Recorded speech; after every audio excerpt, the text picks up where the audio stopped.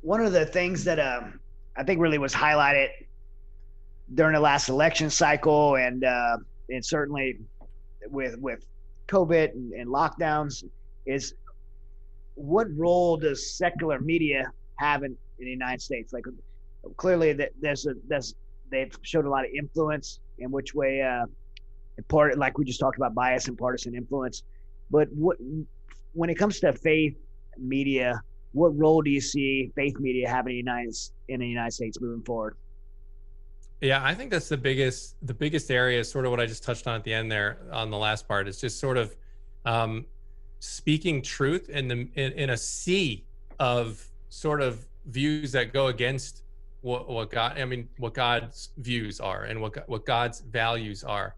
And I, for one, hope that there's more media outlets that come out that are faith friendly and faith centered, because we are going to need those voices right now. You see Bethany Christian Services, caving under the pressure of, Yeah. having to adopt, Yeah.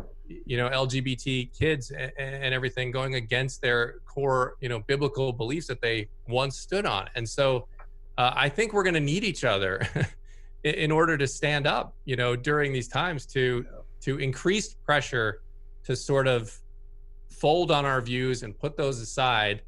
And so I see the secular media, more and more praising things. I mean, look at abortion is a perfect example. Yeah. Abortion used to be safe, legal, and rare, if we remember that talking point from the early 2000s and the 90s, and now it's shout your abortion.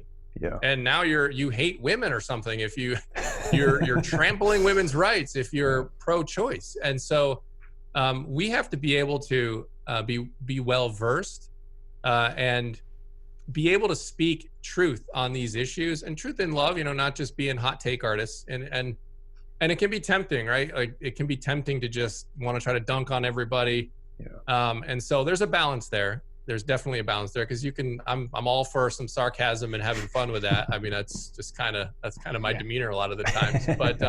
But we do have to be able to understand what's going on and speak truth in a culture that's definitely moving way away from God. So I see secular media and faith media sort of really going in opposite directions here.